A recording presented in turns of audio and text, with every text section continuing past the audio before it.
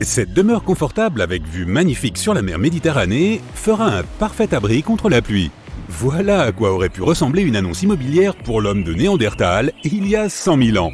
Tu vas aujourd'hui découvrir des grottes étranges et merveilleuses dans lesquelles tu pourrais vivre, ou pas. Bien sûr, à l'époque, ni l'immobilier ni la publicité n'avaient encore été inventés, sans parler du fait que les Néandertaliens ne savaient pas construire de maisons et vivaient souvent dans des grottes.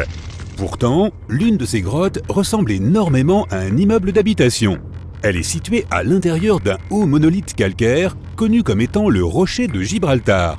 Si les Néandertaliens avaient possédé une économie, les grottes à l'intérieur de ce rocher auraient certainement coûté une fortune.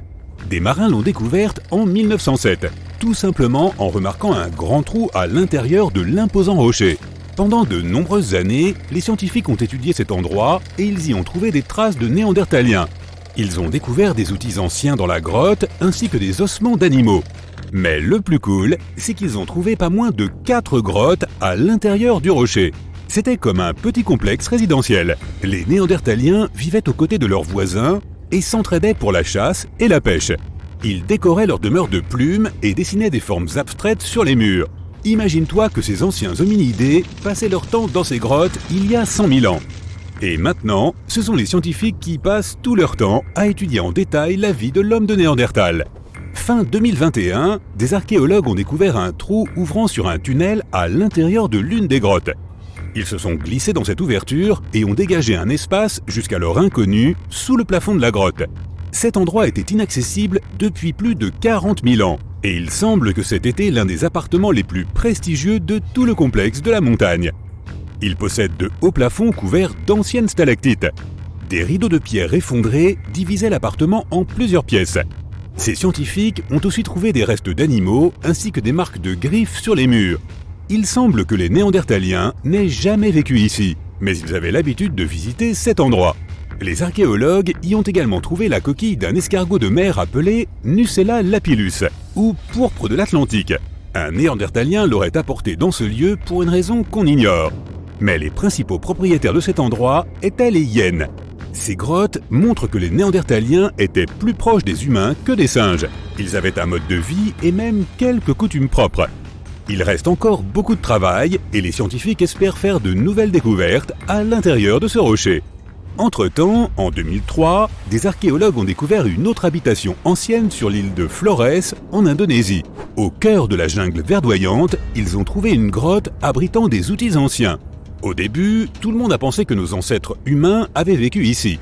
Mais peu après, les scientifiques sont tombés sur un étrange squelette d'adulte. Une analyse approfondie a montré que le squelette appartenait à une femme de 30 ans mesurant 1 mètre, soit à peine un peu plus que la moitié d'un adulte moyen. Le poids de la femme était égal à celui d'un berger allemand adulte. Le squelette n'appartenait ni aux Néandertaliens ni aux Australopithèques. Il s'agissait d'une nouvelle espèce inconnue que les scientifiques ont baptisée Homo floresiensis et surnommée le Hobbit. Il y avait aussi des restes d'animaux anciens encore jamais vus dans la grotte. Il y avait un éléphant de la taille d'une vache, de grandes cigognes et des rats géants. Les archéologues ont découvert que les hobbits n'étaient pas les propriétaires de cet endroit. Les principaux habitants étaient des rats gros comme des chats. Ils se battaient peut-être comme les hobbits d'ailleurs. Des analyses ont démontré que l'Homo floresiensis n'était pas notre ancêtre direct. Il fait partie d'une branche distincte de l'évolution. Le squelette des hobbits ressemble davantage à celui d'un singe qu'à celui d'un humain moderne. En 2009, dans la jungle luxuriante du Vietnam, des archéologues ont découvert la grotte Hang Son Doong, la plus vaste du monde. Si tu entres dans cette grotte et que tu cries, tu entendras ton écho pendant longtemps. À certains endroits, la hauteur de cette grotte atteint la moitié de la hauteur de l'Empire State Building. Et sa superficie totale est plus grande qu'un pâté de maison du centre de New York. Hang Son Doong est l'une des 3 grottes de la jungle vietnamienne. De nombreux labyrinthes relient ces grottes. À l'intérieur, tu peux trouver des plantes et des arbres uniques qui vivent complètement coupés du monde extérieur. C'est une véritable jungle souterraine. À certains endroits, on trouve des plafonds effondrés qui laissent entrer la lumière du soleil. En plus de la flore peu commune, tu y verras de très anciennes stalactites. Certains dépôts de calcaire ont plus de 450 millions d'années. Ils étaient là avant même l'apparition des dinosaures. Il y a aussi de nombreuses rivières dans la grotte. L'eau de pluie qui tombe par les trous des plafonds les a formés au cours des siècles. Ces ruisseaux rapides ressemblent au toboggan d'un parc aquatique. Ils conduisent à des labyrinthes souterrains que personne n'a encore vus. Les scientifiques n'ont étudié qu'une petite partie de toutes ces grottes. La grotte suivante, elle aussi des plus étranges, se trouve en Nouvelle-Zélande. Des centaines de milliers de lucioles vivent à l'intérieur. Chacune d'entre elles brille d'une lumière bleutée. Ensemble, elles illuminent la grotte. Tu auras peut-être l'impression d'être sur une autre planète, mais tu ne pourras pas rester très longtemps. Il y a partout des appareils pour mesurer l'air. Les scientifiques veillent à ne pas excéder le niveau de dioxyde de carbone nécessaire à l'existence des lucioles. Ces insectes sont très sensibles à l'environnement. S'il y a trop de monde dans la grotte, ou si les gens restent trop longtemps, le personnel du parc leur demandera de quitter les lieux. C'est comme si tu volais l'oxygène des lucioles. Nous avons donc vu quelques grottes plutôt étonnantes. Mais que dirais-tu d'une grotte effrayante ? Nous allons pour cela dans le désert de la province d'Al-Mahra, au Yémen. Ce que nous cherchons n'est pas une grotte, c'est juste un trou noir dans le sol, en plein milieu du désert. Il est grand, de la taille d'un terrain de basket. Ce n'est pas sa taille qui est effrayante à vrai dire, mais ce qui se trouve à l'intérieur. Les scientifiques ne sont toujours pas sûrs de ce que c'est. Des profondeurs de ce gouffre noir, une odeur dégoûtante d'œufs pourris se dégage constamment. Et parfois, on peut entendre des sons étranges et terrifiants.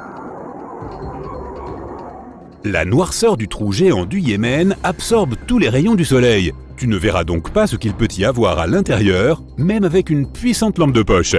Des gens ont survolé cet endroit en hélicoptère. Ils l'ont filmé à l'aide de drones et des puissants objectifs, mais ils n'ont rien pu immortaliser, si ce n'est l'obscurité totale. On dirait une énorme tache d'encre au milieu du sable doré. Les habitants même ont peur de s'approcher de cet endroit. Ils pensent que la grotte conduit vers une autre dimension où vivent des créatures maléfiques. Pour l'instant, le trou du Yémen est l'un des phénomènes les plus mal étudiés et les plus mystérieux de notre monde naturel. Comment est-il apparu ? Depuis quand existe-t-il ? Où mène-t-il ? Nos scientifiques tentent de trouver des réponses à ces questions. Selon certaines théories, le trou serait apparu à cause de travaux de construction. Des géologues auraient foré le sol à proximité à la recherche de minéraux. Cela aurait provoqué des mouvements dans la croûte terrestre et causé l'effondrement de la surface. Mais personne ne peut prouver cette théorie. Tout au moins, pas encore. Et maintenant, imagine un endroit où la lumière du soleil n'a pas pénétré depuis plus de 5 millions d'années. Il y a peu d'oxygène dans cet endroit qui est froid et humide. Pourtant, la vie y a quand même fait irruption, pas seulement sous la forme de microbes et de bactéries, mais aussi de créatures plus grandes. Les conditions de vie dans cette grotte sont très différentes des conditions que l'on connaît. Alors, dans un sens, cette grotte est un peu comme une autre planète. Il s'agit de la grotte de Movile, située dans le sud-est de la Roumanie, près de la mer Noire. Son entrée est un petit trou dans le sol. À l'intérieur, un tunnel mène profondément sous la surface. Les niveaux de sulfure d'hydrogène et de dioxyde de carbone y sont supérieurs à la normale.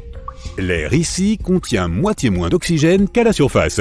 Il est donc impossible pour les humains d'y demeurer sans bouteille d'oxygène. Mais les animaux qui vivent là se portent très bien. Cette grotte abrite 48 espèces d'organismes vivants. 33 d'entre elles nous sont encore inconnues. Ici, tu rencontreras des insectes extraordinaires, des escargots blancs et des araignées blanches elles aussi, des mille-pattes avec d'énormes moustaches, des crevettes transparentes et des espèces uniques de sangsues. Tous vivent dans ce lieu grâce aux petits organismes autotrophes. Ils absorbent le dioxyde de carbone et libèrent des particules de nourriture. Les bactéries s'en nourrissent, d'autres organismes plus grands se nourrissent de ces bactéries, et d'autres organismes plus gros encore mangent les plus petits. Au final, tout le monde se nourrit. Dans cette grotte, l'évolution a créé un système biologique complètement séparé du reste du monde.